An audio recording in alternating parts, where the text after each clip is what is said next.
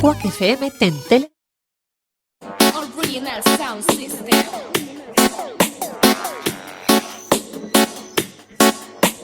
Mikey Macros.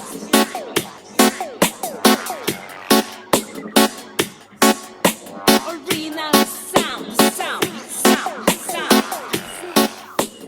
La ciencia es femenino, un programa para conocer a las científicas gallegas que están cambiando el mundo. Mi espacio, el sentido me incita a seguir por toda esta constelación que estoy por descubrir. No hace falta ya nada, deseo seguir por toda esta constelación viajando. Muy buenos días en este programa de la 9ª temporada, el número 2, 26 de enero.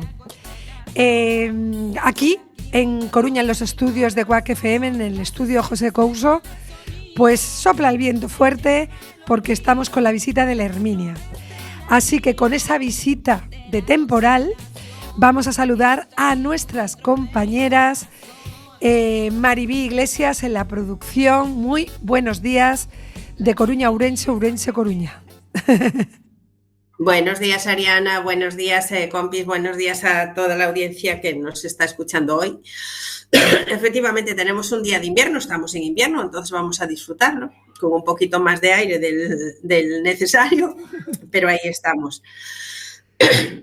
Bueno, También te me has constipado un poco, ¿eh? Sí, no, tengo de todo, o sea, casi incluso bajando al pecho, o sea, si te enseño la medicación, tú que controlas de esto, Ariana, tengo el completo, o sea, estoy como quiero. Bueno, pues nada, vamos a animar a nuestra audiencia, Ariana, si te parece, a que si conocen alguna científica que tenga que estar con visibilidad a través de nuestro programa, que le tengamos que dar visibilidad, pues que se pongan en contacto con nosotros a través de las redes sociales, que nos va a comentar Eva Castro en un momento, a través de cualquiera de los medios, a través de cualquiera de las científicas de nuestro grupo, que en este momento están contabilizadas 133. Vaya trabajazo que hemos hecho, compañeras, enhorabuena. 133 científicas gallegas o no gallegas, pero que tienen un proyecto en Galicia. Entonces, bueno, pues que las esperamos, si quieren, para ser más directos, a través del WhatsApp 606 15 24 09 o, como decía, pues a través de cualquiera de las redes sociales que nos va a comentar. Muy buen programa, un saludo desde Ourense. Muchísimas gracias, Maribí. Bueno, se me ha olvidado de decir que está en la técnica Isabel Fernández Palomo. Muy buenos días a todos y a todas sobre todo, que somos todas. Ella viene de haber estado en Valencia. Algún día nos tendrás que reportar la cantidad de viajes que haces y lo que descubres. Me venía contando de manera muy interesante. Saludamos a tu recién conocida amiga cubana que dijo que nos iba a escuchar, que acaba de llegar al país de Cuba y te estaba contando. Y también estuvo casi entrevistando a 2 mujeres de Paiporta. También ella tiene para reportajes. Así que muchas gracias, Isabel. Maravillosas fueron y muy optimistas. Las 2 personas que vivieron toda la Dana y vieron cómo navegaban hasta sus coches, ¿no? Los vieron pasar por delante de la ventana, sí. Como hemos visto en las imágenes. Pero bueno, vamos a saludar también a nuestra querida Eva Castro, que nos acaba de actualizar la Orla de Científicas 133. Buenos días, compi, cuéntanos ese trabajo y a qué aspiramos, que lo acabas de declarar en el chat común que tenemos. Muy buenos días. Buenos días a todas y muy buenos días a todas las personas que nos están escuchando. Buenos días también a nuestra invitada, que aún no se ha desvelado. Y nada, pues sí, estuvimos actualizando la Orla, que deberíamos de revisar porque tenemos 133 científicas, pero no se descarta que haya algún fallo humano que pueda faltar alguna. Y hemos colocado a las premio Wonenburger agrupadas. Vamos a ir intentando este año hacer cosillas con esa orla que no está ni ordenada por orden alfabético, ni ordenada por áreas de la ciencia, nuestras 4 grandes áreas que tenemos vinculadas a ese juego que hemos creado. Entonces, este año vamos a ir haciendo experimentos con la orla. Por el momento hemos agrupado a las Wonenburger. Todas las premio, que debe de haber ahora mismo 17 Wonenburger desde el año 2007. Nosotras tenemos a la mitad, así que, tal y como decía Maribí, las que se pueden entrevistar, porque creo que ya no son todas entrevistables. Sí. Entonces tenemos que intentar pues tenerlas a todas para tener el grupo completo, ¿vale? Ese es uno de los objetivos que tenemos este año entre las muchas otras científicas que queremos entrevistar, que tenemos una larga lista, ¿no? En producción tienen una larga lista de científicas que nos encantaría entrevistar. Y nada, que ya está el hilo de Twitter creado, como siempre. Twitter X, yo le sigo llamando Twitter porque si no, no me aclaro. Y entonces que queremos que todo el mundo colabore y nos pongan ahí comentarios, ¿vale? La cuenta se llama Ciencia y Tú y pueden utilizar el hashtag La Ciencia es Femenino pues, para que podamos localizar todos los comentarios que nos hagan. Así que muy buenísimo programa, compañeras. Pues antes de desvelar quién es nuestra famosa invitada, voy a felicitar a todas las compañeras de La Ciencia es Femenino porque, aparte del premio a la constancia de estar aquí los domingos y de dar a conocer nuevas científicas, nos lo estamos tomando de una forma muy lúdica. Tenemos un juego de cartas y como se acerca el 11 de febrero, que es el Día de la Mujer y la Niña en la Ciencia, a ver si innovamos y hacemos algo divertido. Y por cierto, me acaban de confirmar a través del WhatsApp que nos está escuchando una jovencita precientífica de, creo que está cerca de los 10 años, se llama Julieta, que está activando un juego de ciencia que es hacer crecer a las artemias marítimas porque tienen unas formas de resistencia y está esperando a que les nazcan. Si nos da tiempo, ahora que voy a desvelar quién tenemos desde Normandía en riguroso directo y para toda la audiencia, a nuestra queridísima científica Alicia López Bruzos, que ha sido premiada recientemente, el año pasado, con el premio UNESCO L'Oréal a la mejor científica joven. Creo que de menos de 30. Alicia, ¿me corriges? Buenos días. Sí, efectivamente. Bueno, muchísimas gracias por tenerme aquí de nuevo. No sabes la ilusión que me hace volver a este programa. Ya hace unos cuantos años que nos conocimos. Hijo, siempre es un honor volver y ver que el programa sigue y continúa creciendo y que esa orla de Eva sigue aumentando un número. Así que nada, muchísimas gracias por llamarme hoy. Bueno, Alicia es lucense de nacimiento, recriada en Viveiro. Nos lo estaba contando antes de empezar, pero en este momento está desarrollando su investigación en Normandía y sigues con la misma temática. Nosotros habíamos titulado el tema de que los berberechos pueden contagiarse de cáncer en el mar. Pues ya sabes tú que en el mundo de la prensa hay que dar algún titular que llame la atención y lleva siendo tu trabajo desde hace mucho tiempo, desde que estabas en biología molecular en la Universidad de Santiago de Compostela. ¿Es así? Tú corrígeme, que no pasa nada, que estamos entre amigas. Sí, es así, efectivamente. Y aunque pueda sonar un titular sensacionalista o de ciencia ficción, es un titular real, es un titular científico. O sea, el cáncer se contagia entre berberechos. Eso es una realidad, es un hecho. Se descubrió en 2015, ya hace casi una década, por un grupo de investigadores estadounidenses. Lo descubrieron en una almeja que tienen por allá. Y bueno, después no se tardó en descubrir que otras almejas, berberechos e incluso mejillones también tienen cáncer que se contagia entre ellos. Bueno, que no haya pánico una vez más y más aún hablando para gallegos, que yo soy consciente de que es un sector muy importante para la población y que mucha gente vive de ello, no se contagia a los humanos. Es decir, podemos estar tranquilos comiendo nuestra empanada de berberechos, nuestros mejillones el domingo o una sopa de almejas. No hay ningún peligro. El peligro lo tienen pues otros berberechos, otras almejas u otros mejillones que conviven con un animal que tiene cáncer.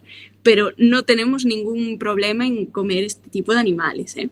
Así que ahí queda el titular sensacionalista que diste, pero que es real, el cáncer se contagia. La siguiente pregunta, que además lo comentábamos fuera de micrófono, que de hecho no me importa nombrarlo. Mi marido es periodista, Jacinto, y me dijo, ¿pero solo los berberechos transmiten el cáncer? Que me imagino que se transmite no por proximidad, sino porque se ingieren unos a otros. Cuéntanos el mecanismo. Efectivamente, no solo son los berberechos los que tienen un cáncer contagioso, y almejas y mejillones. También hay otros animales terrestres que pueden tener un cáncer contagioso. En el caso de los berberechos, almejas, mejillones, el mecanismo de contagio es mediante el agua. Recordemos que estos animales viven en el intermareal, o sea, en el caso de los berberechos y las almejas viven enterrados en la arena, ¿no? En esta zona en la que sube y baja la marea. Entonces, una gran parte de su vida la pasan enterrados con el agua encima de ellos. Bueno, pues liberan células de cáncer al agua, y estos animales lo que hacen en su día a día, en su vida, es filtrar el agua. Ellos son como la aspiradora del mar.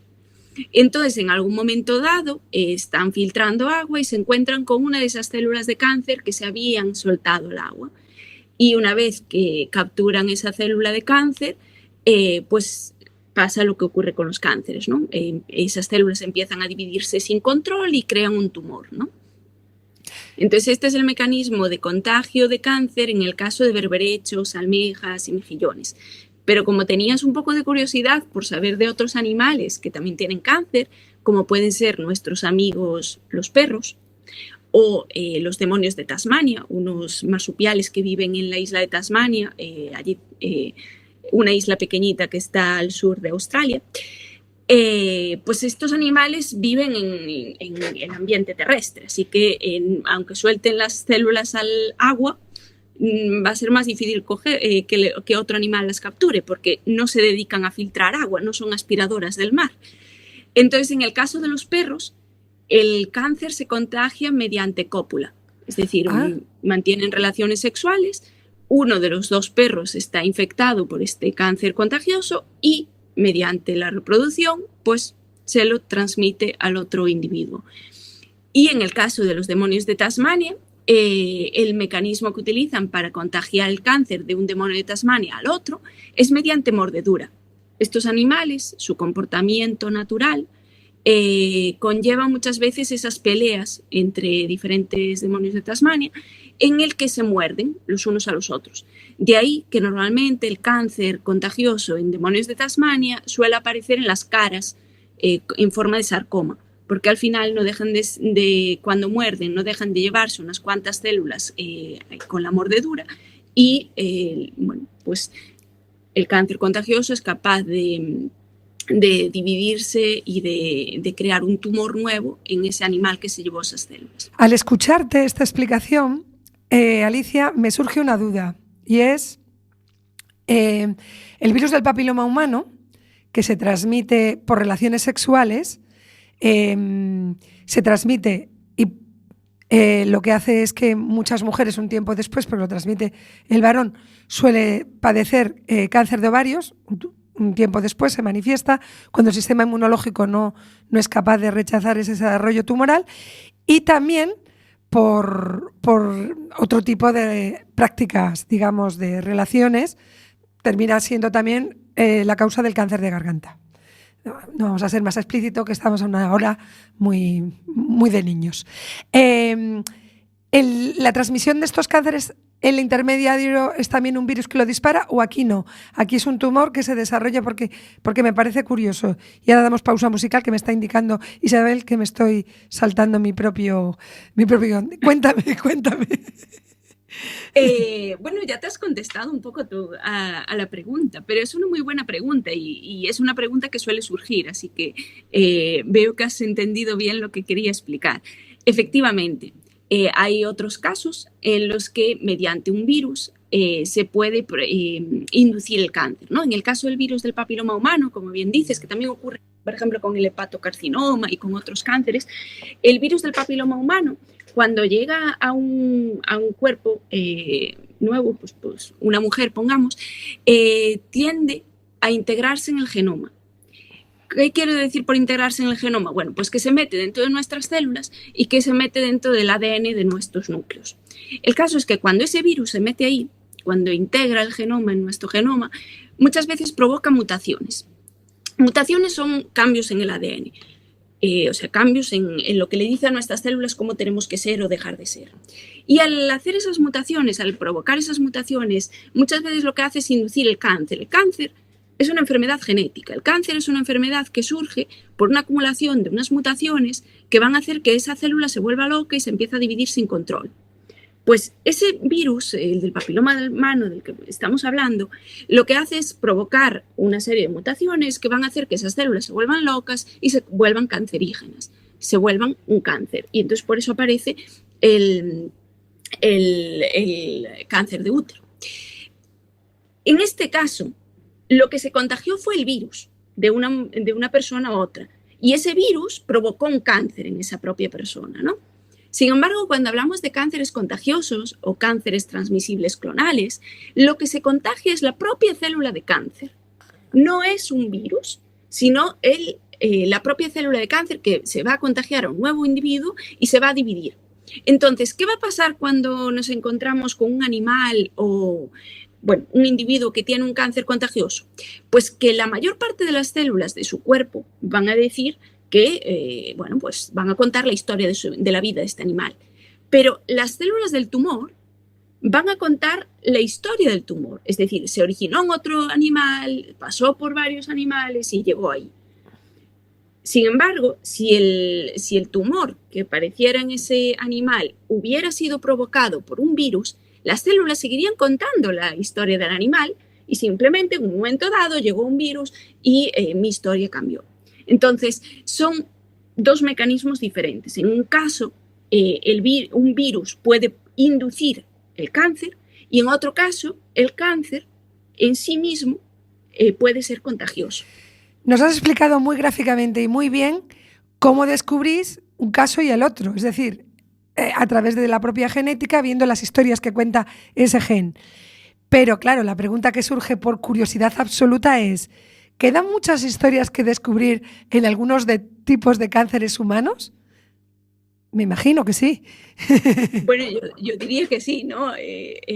Normalmente en ciencia lo que ocurre es que cuando descubrimos algo, abrimos una puerta, de repente surgen muchísimas preguntas y entonces queda mucho por descubrir. Yo, ya pensándolo, ya no solo en cáncer humano, pensándolo en cáncer en general, o sea, está claro que el cáncer no lo entendemos completamente, porque si no, no moriría tantísima gente de cáncer todos los años. Y en Europa, además, es una enfermedad que realmente está en el top de las causas de muerte. Y se prevé que va a seguir aumentando, porque el cáncer es una enfermedad que normalmente aparece más cuanto más edad tenga una población, ¿no? Y Europa al final no deja de ser una población envejecida, por lo tanto, podemos esperar que va a haber más cáncer. Entonces, no necesito explicar por qué es importante que estudiemos el cáncer e intentemos averiguar más para intentar cambiar esta situación, ¿no?, hacia la que nos dirigimos. Entonces, ¿qué creo que va a pasar con todo lo que queda por descubrir del cáncer? Yo creo que sí, faltan muchas cosas por descubrir en el cáncer humano, pero creo que van a ser difíciles de descubrir en sí mismas en cáncer humano. Yo creo que deberíamos estudiar animales, plantas, todo ser vivo que se encuentre sobre el planeta y ver cómo ellos han lidiado o lidian con el cáncer. Porque hay un montón de estrategias evolutivas diferentes y diferentes especies se han adaptado de diferentes maneras. O sea, un ejemplo que suena muchísimo, muchas veces en la prensa, es el caso de los elefantes. Los elefantes son animales enormes que cabría esperar que teniendo tantas células, pues sea más probable que tengan cáncer, ¿no? Sin embargo, no es así. Los elefantes tienen muy poco cáncer. Entonces, hay laboratorios del mundo que se dedican a estudiar a ver por qué los elefantes no tienen cáncer. Bueno, y se encontraron, con que tienen un gen, un TP53, pero bueno, que da igual, un gen lo tienen repetido muchas veces en tándem, tienen muchas copias de ese gen en el genoma y se cree que probablemente eso sea lo que los proteja de no tener tanto cáncer. Entonces, estudiando todas estas estrategias que han utilizado diferentes animales, bien sea porque tienen poco cáncer o bien sea porque tienen mucho cáncer o porque tienen un cáncer peculiar, por ejemplo, que se contagia, nos puede ayudar a entender mejor la biología del cáncer, o sea, los mecanismos del cáncer. Y eso sí que va a ser lo que nos va a permitir después ir al ser humano y decir, vale, en el humano ¿qué tenemos parecido a esto? Bueno, pues entonces a lo mejor nos puede servir la misma estrategia que utilizaron los elefantes o no sé. ahí está abierto a la creatividad de los investigadores y los científicos, que se les ocurran proyectos.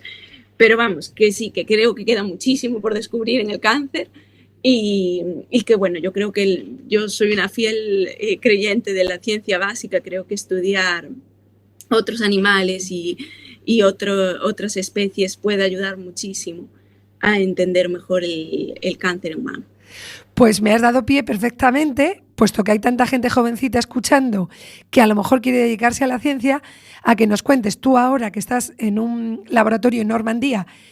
Primero, que nos cuentes que en cuanto termines ahí, nos estabas diciendo fuera de micrófono, te vas a ir a Alemania, ahora nos lo cuentas, y sobre todo, ¿qué es lo que haces? ¿Cómo es la vida de una investigadora menor de 30 años con un superpremio reconocida internacionalmente en el día a día en ese Normandía que tanto se parece a nuestro noroeste galaico?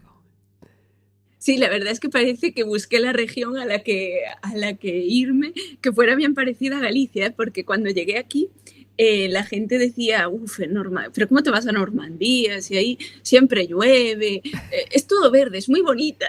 Y yo pensando, pero si es lo mismo que dicen en el resto de España de Galicia.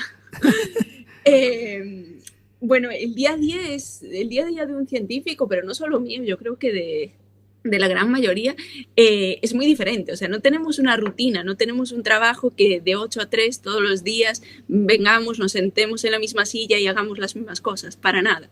La vida de un científico es una especie de aventura y cada semana es diferente, cada día es diferente. Pues habrá días que toque ir a la playa a recolectar animales y esto no lo puedes hacer en horario laboral. O sea, tú no puedes decir, bueno, yo llego a trabajar a las 8, a las 9 cojo la furgoneta con todo el material y a las 10 recogemos los animales. No, porque dependes de las mareas. Si la marea baja es a las 6 de la mañana, tendrás que ir a las 6 de la mañana. Si es a las 4 de la tarde, hay que ir a las 4 de la tarde. Y si por un casual te cuadra a las 11 de la mañana, pues genial. Puedes ir en un horario pseudo normal. ¿Vas siempre a la misma playa? ¿Vas siempre a la misma playa, Alicia? ¿Y cómo se llama? Vamos a hacer el dibujo mental. Bueno, en Normandía, además, yo estoy justo, la estación marina en la que trabajo está enfrente de las playas del Desembarco, que para los jovencitos que nos estén escuchando no sonará a nada. Pero para la gente que recuerde o que le guste la historia de la Segunda Guerra Mundial, son unas playas muy famosas. El desembarco de Normandía, claro, de la Segunda Guerra Mundial. El final.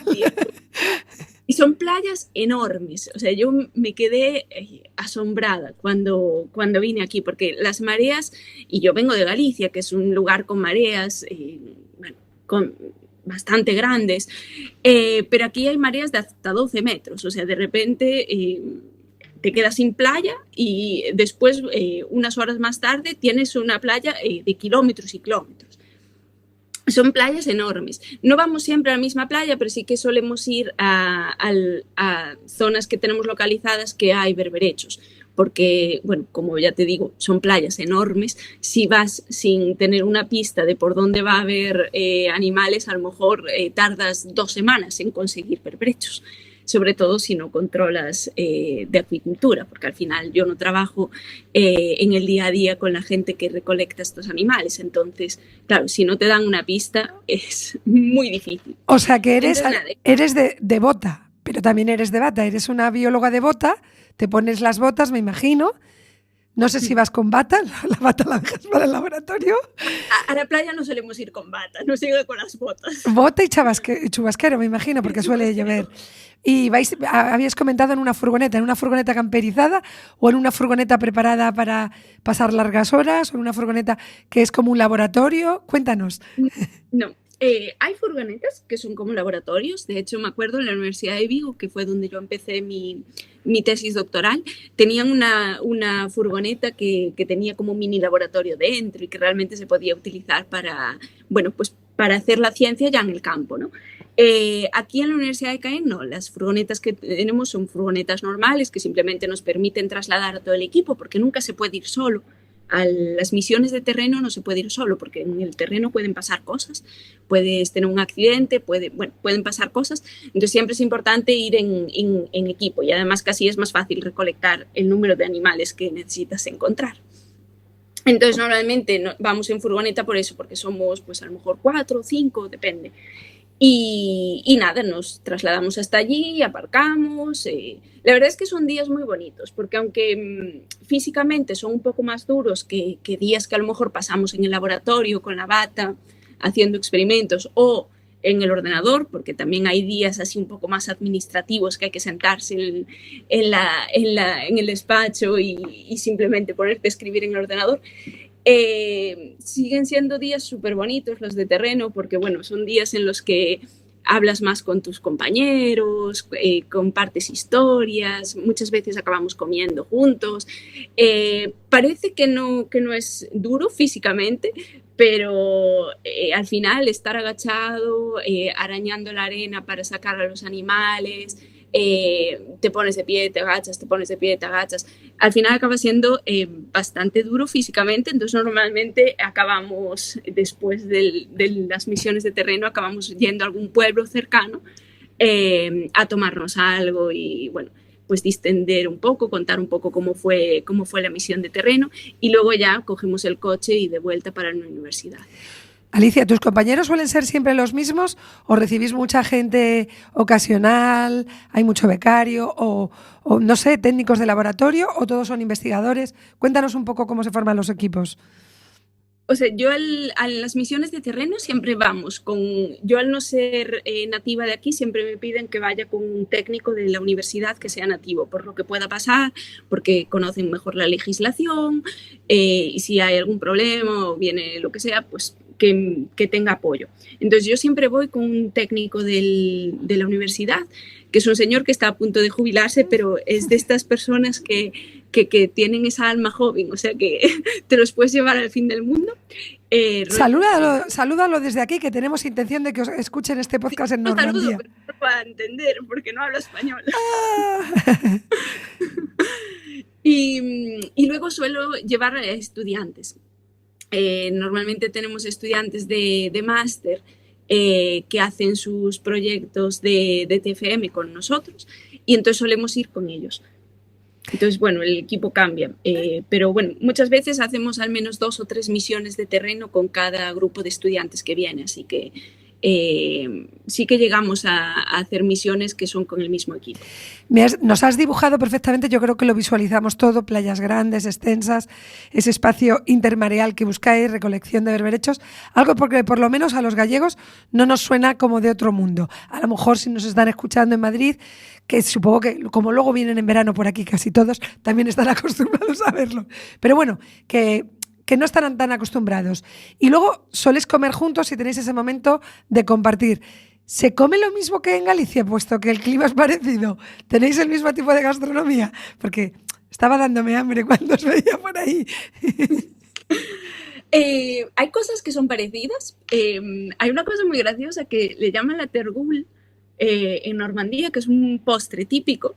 Y a mí cuando me lo descubrieron la primera vez, pues dices, guau, pues tiene muy buena pinta, o sea, una especie de pudding hecho a fuego lento, durante mucho tiempo, con canela y tal. Luego me lo sirvieron y era arroz con leche. ¡Anda! Era arroz con leche. Le cambian el nombre, pero sigue siendo la misma receta. Obviamente tiene sus variaciones, pues lo cocinan un poco de otra manera, entonces tiene un sabor más fuerte a canela y está como mucho más hecho y más deshecho el arroz, pero es arroz con leche de toda la vida. Luego sí que tienen cosas un poco más particulares. Si alguna vez visitáis Normandía o la Bretaña, que son las regiones así que hay aquí en la zona, yo os recomiendo que probéis las galettes, que son una especie de crepe, pero salado. Y además estamos en la región de los quesos, porque, bueno, Francia tiene quesos por todas partes, pero en concreto en Normandía está el pueblo de Camembert, que es un queso muy famoso francés, el Livarot, que también es otro queso muy famoso francés, muy parecido al Camembert, pero muy rico también, el Neufchâtel, y aún hay otro más que nunca me acuerdo del nombre, pero bueno. Y entonces, claro, les ponen a estas galettes estos quesos y les ponen productos de calidad, están buenísimas, de verdad. Para mí son de lo mejorcito que me llevo de estos años viviendo en Normandía. La gastronomía de aquí está muy rica, aunque tienen cosas muy parecidas a las gallegas e incluso a la asturiana, porque esta es una zona también de sidra. de manzana. Ah. Trabajan muchísimo la manzana. De hecho, el licor típico de Normandía es el Calvados, que es, bueno, una especie de sidra, pero con muchísimo más alcohol. Bueno, pues vamos a hacer la pausa musical prometida. Yo ya pienso que en esta pausa me voy a tomar algo parecido, una filloa con queso. No es cierto, pero bueno. Pero he visto la cara de Eva y yo creo que deberíamos conseguir financiación para irte a ver a la investigación, ¿no? Bueno, es una broma, ya sabéis que esto lo hacemos por amor a la ciencia. Hacemos una pausa musical y volvemos ahora, dentro de un ratito, con Alicia López Bruzo, la mejor investigadora menor de 30 años, premio concedido L'Oréal UNESCO.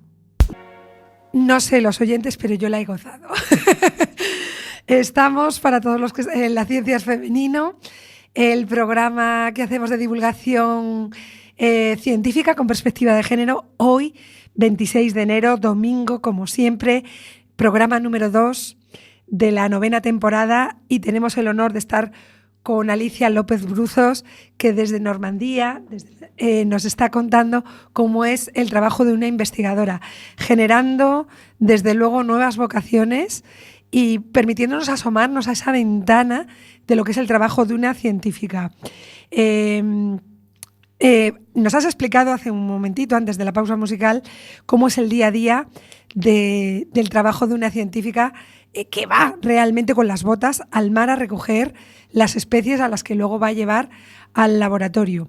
Y por este trabajo que llevas haciendo desde hace muchísimo tiempo y que con toda la humildad reconociste que empezó en el 2015 con otros investigadores norteamericanos, que tú trabajaste en la USC y también en la U de Vigo.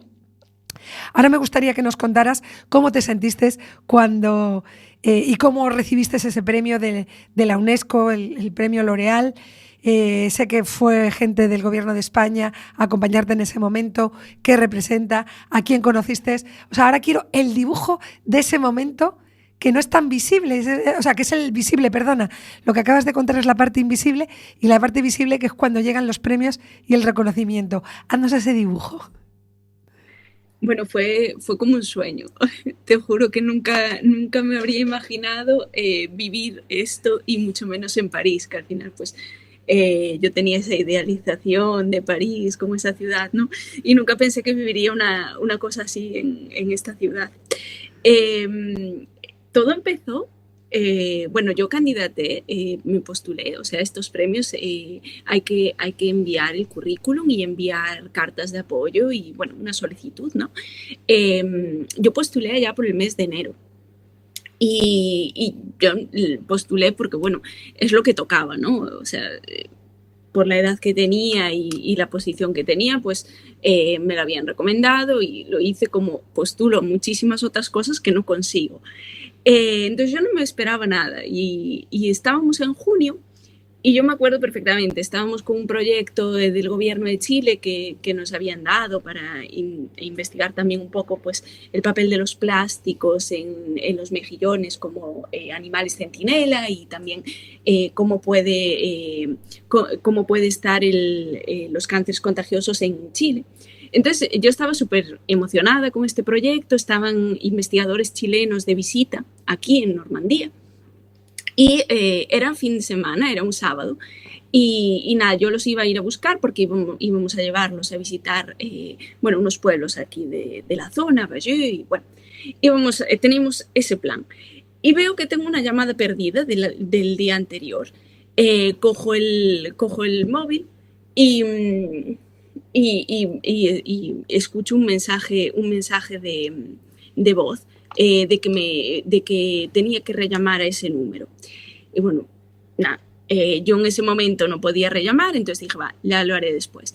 Y estaba reunida con los investigadores chilenos y, bueno, salió una llamada, lo que es que, bueno, estábamos hablando y pues me parecía de mala educación salir para coger, tal. Entonces dije, va, rellamo después, más tarde, y acabamos de lo que estábamos hablando, que, bueno, que era un poco del futuro del proyecto del gobierno de Chile. Y nada, después salí y rellamé, efectivamente. Y cuando rellamé ya me dicen que bueno, que había sido seleccionada para el premio, y yo pensando, Dios mío, pero una de las llamadas más importantes de mi carrera, y voy yo y no la cojo. ¿Cómo puede ser esto posible? Nada, majísimo el que me lo dijo por teléfono, y además dijo que no pasaba nada, que insistió porque bueno, no le parecía que fuera una noticia que pudiera esperar, que seguramente yo tenía muchas ganas de saberlo, y que efectivamente era verdad. Y en aquel momento había que mantenerlo en secreto. O sea, esa sí que fue una de las cosas que me dijeron, no lo puedes contar. La ceremonia tendrá lugar en octubre. Te enviaremos antes una serie de documentación que tienes que leer, y te enviaremos un fotógrafo porque tenemos que preparar un dossier de prensa. Y bueno, pues me contaron así un poco por encima lo que iba a pasar en los próximos meses. Y me dijeron, porque claro, pues, ¿en serio que no se lo puedo decir a nadie de nadie? Pero ¿cómo voy a hacer cuando llega un fotógrafo al laboratorio? O sea, ¿yo cómo les explico a mis compañeros que viene un fotógrafo pero que no hay ningún motivo? Y me dijeron que sí, que efectivamente, que en el ámbito del laboratorio y de la familia que lo podía contar, pero que no podía trascender. Ya. Entonces nada, acto seguido llamé a mi familia, se lo conté, bueno, yo súper contenta, y ya el lunes, porque claro, esto estamos hablando de un sábado, el lunes lo hablé con el laboratorio en el que estoy trabajando aquí, y ya les conté, y les dije obviamente que la noticia estaba bajo embargo y que no podíamos contarlo, pero que iba a venir un fotógrafo en los próximos meses. Entonces nada, yo después me fui para España de vacaciones unas semanas, y me tuve que volver antes porque el fotógrafo vino a mediados de agosto y yo no podía estar en España de vacaciones, pero quería estar, o sea, realmente era algo que me hacía muchísima ilusión, así que allá me vine, en pleno agosto me vine al laboratorio, además no había casi nadie porque los franceses también se van de vacaciones, y vamos, que al final no habría hecho falta que contara en el laboratorio que iba a venir un fotógrafo porque no había nadie cuando vino. Y nada, se preparó el dossier, nos dieron un montón de formación. O sea, este premio no significa solo la validación de la carrera y del trabajo que estoy haciendo, que es algo que obviamente siempre se agradece, porque bueno, muchas veces hay momentos de bajón en los que piensas, bueno, a lo mejor no lo estoy haciendo tan bien, no sé, esto a lo mejor metí la pata o tal. Siempre está bien que de vez en cuando te digan, oye, no, que lo estás haciendo bien, sigue así. Pero es que no solo es eso, este premio significó muchas más cosas porque nos dieron formación en un montón de temas que quizás no sean científicos como tal, pero que son muy importantes para la vida de un científico. Nos enseñaron a hablar con la prensa, nos enseñaron técnicas de liderazgo, nos enseñaron técnicas de gestión, para poder resolver conflictos que puedan surgir en los laboratorios, o gestionar diferentes ambiciones que pueda haber entre diferentes personas con las que trabajas. Bueno, todas estas competencias que o al menos a mí nunca me formaron en ellas, pero que son importantísimas para la vida de un científico, porque al final te pueden hacer que realmente tu carrera sea mucho mejor, al menos emocionalmente, que si no sabes cómo gestionar este tipo de situaciones. Nos enseñaron a hablar en público, nos enseñaron a detectar situaciones de abuso o de diferencia de poder o cosas así. Que nos dieron una formación muy completa. Esto fue en una especie de casa rural a las afueras de París, en un sitio que tenía spa, piscina, y éramos 35 mujeres de diferentes nacionalidades y todas obviamente habíamos ganado el premio, entonces teníamos eso en común y todas éramos científicas, pero éramos de diferentes campos, o sea, a veces estábamos hablando de cosas que no teníamos nada que ver la una con la otra. Fue una semana increíble, o sea, esa semana de formación tengo muy, muy buen recuerdo de esa semana. Y guardo amigas, porque realmente compartimos un montón de experiencias que bueno, de hecho nos mantenemos en contacto. O sea, de esto ya pasó hace meses y aún seguimos hablando y nos seguimos contando, bueno, me ha pasado esto, o cómo haríais vosotras con esto, o me voy a presentar este proyecto, ¿qué opináis? O bueno, por si os interesa esta información. Entonces creo que ahí guardo una gran network de científicas que están más o menos en el mismo momento de la carrera que yo. Entonces creo que me va a ser súper útil. Entonces, claro, este premio vino con eso, validarme como lo que estaba haciendo, validar la carrera que estaba haciendo. Me dio toda esa formación, además me dio toda esa network de gente a la que conocí, que bueno, pues que estoy segura de que a lo largo de los años, pues un poco como la network que habéis hecho aquí en este programa, ¿no? Que te permite tener esos contactos y que a veces, bueno, pues es eso, que si tienes un problema, pues sabes a quién acudir para pedir consejo, que te puedes pasar diferentes, bueno, pues oportunidades que puedan surgir, ¿no? Bien sean proyectos, pero pueden ser otro tipo de oportunidades. Y bueno, después el premio viene con financiación, viene con 20.000 euros que voy a emplear para ciencia, que eso, bueno, ¿qué os voy a contar aquí? En un programa de ciencia que no sepáis ya, la ciencia es cara, hay que pagarla. Y luego viene con esta visibilidad.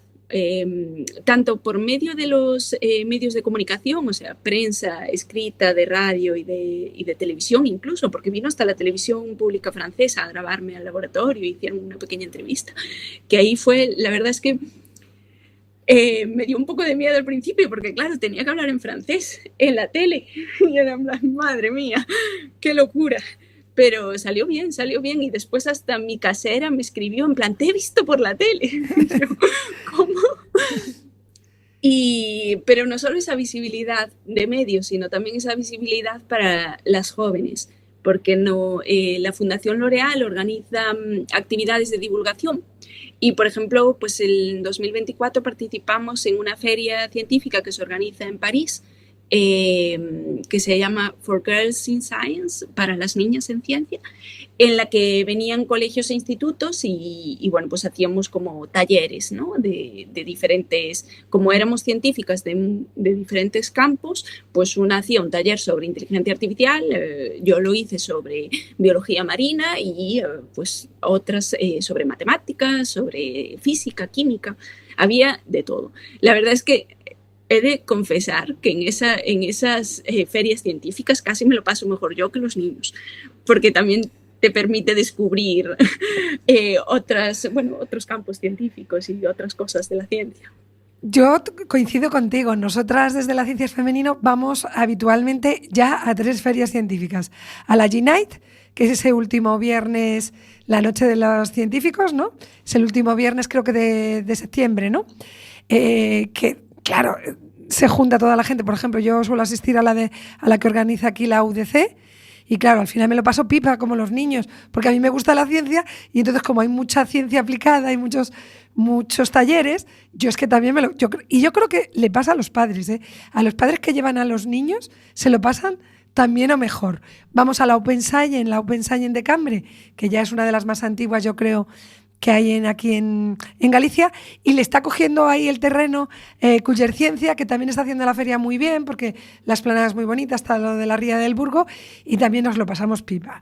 Entonces, yo creo eso, que gracias a hacer este tipo de ferias para niños, yo creo que los mayores que no hemos tenido la oportunidad, porque yo creo que no se divulgaba tanto la ciencia, no se hacía esto antes, no se pisaba un laboratorio, porque entre otras cosas ni siquiera los colegios y los institutos estaban dotados con laboratorios, y si estaban bajo llave, porque como que no había que mancharlos, no había que emporcarse las mans, no había que de alguna forma jugar, y la ciencia también hay una parte lúdica y de juego que yo creo que no hay que perder, y las ferias te quitan el miedo, te hacen tocar, jugar, repites tantas veces el experimento que hasta el propio científico que iba un poco aburrido se da cuenta de que efectivamente la mitad de las veces sale bien y otras veces sale mal, y que eso es la ciencia, ¿no?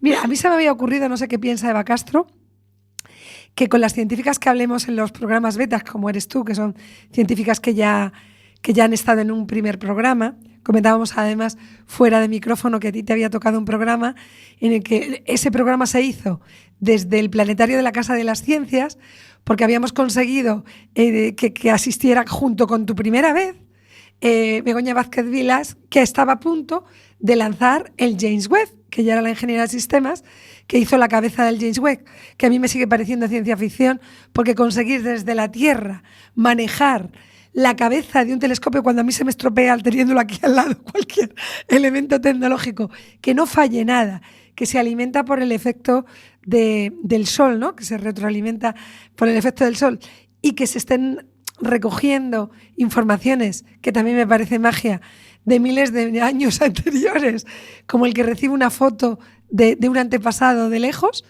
Y me acuerdo de ese programa muy especialmente, porque estabas tú, lo comentábamos, estaba África, que después empezó el COVID, era como un programa de premonición de la ciencia, ¿no?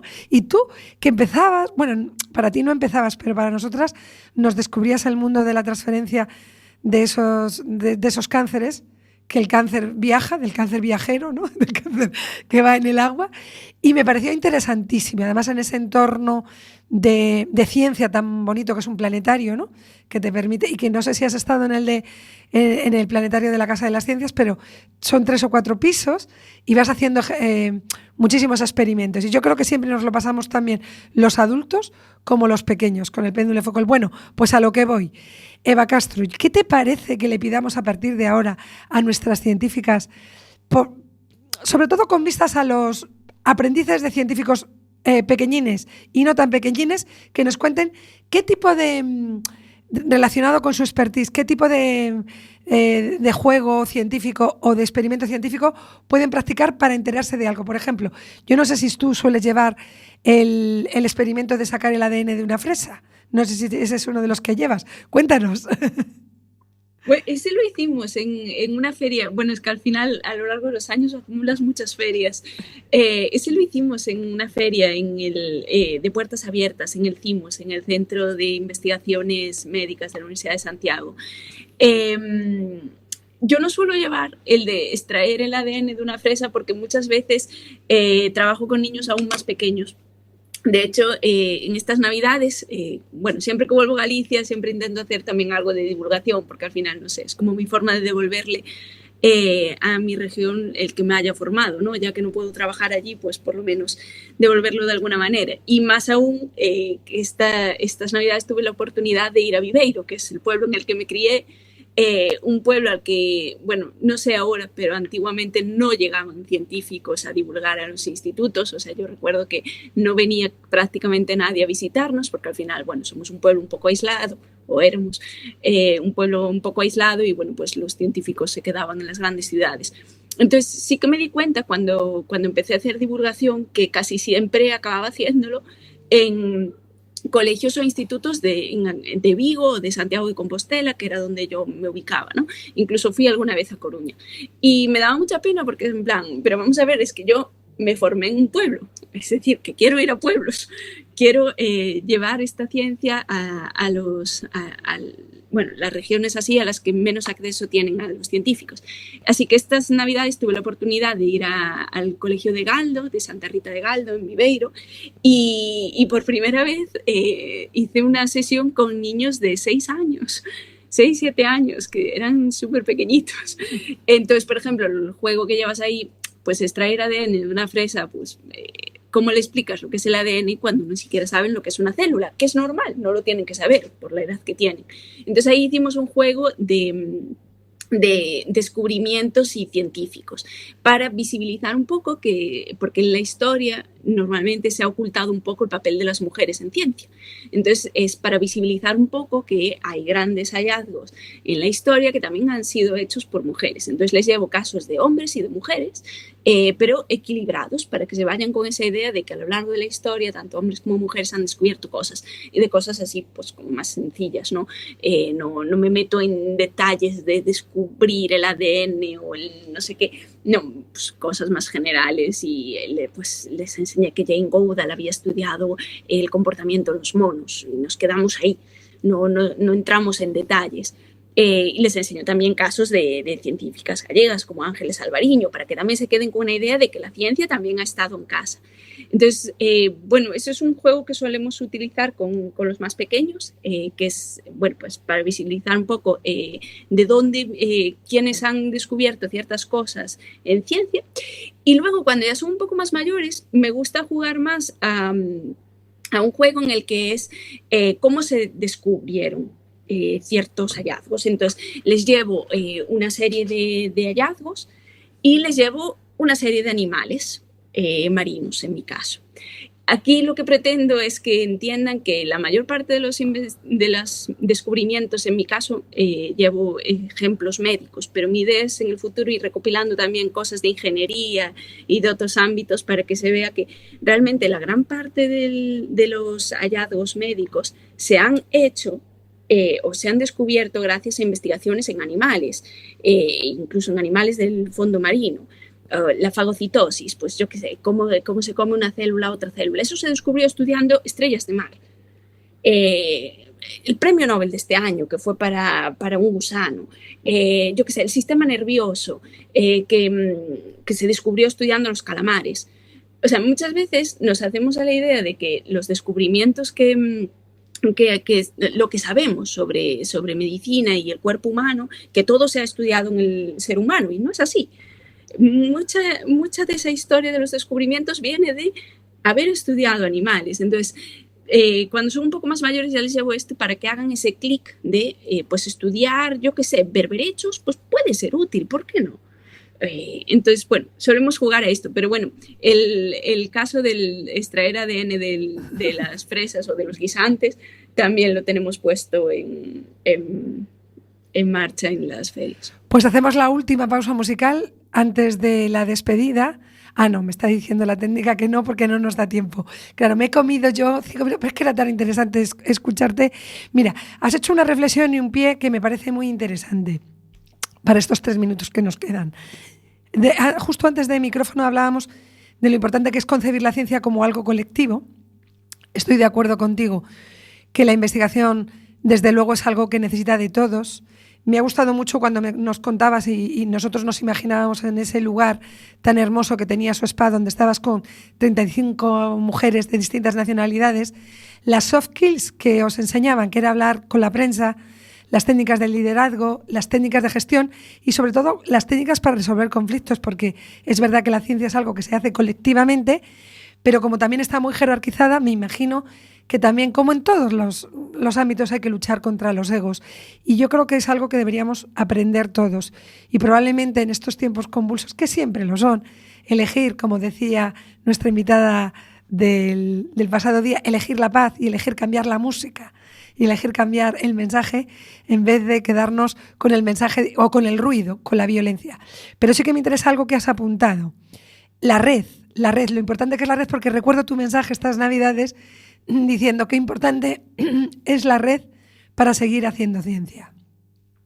Sí. Y sobre todo porque en esos momentos de bajón tienes a alguien con quien hablar y a veces va a ser lo que marque la diferencia. Entonces, bueno, yo animo siempre, yo creo muchísimo en el asociacionismo y bueno, en que hagamos grupo y que nos apoyemos.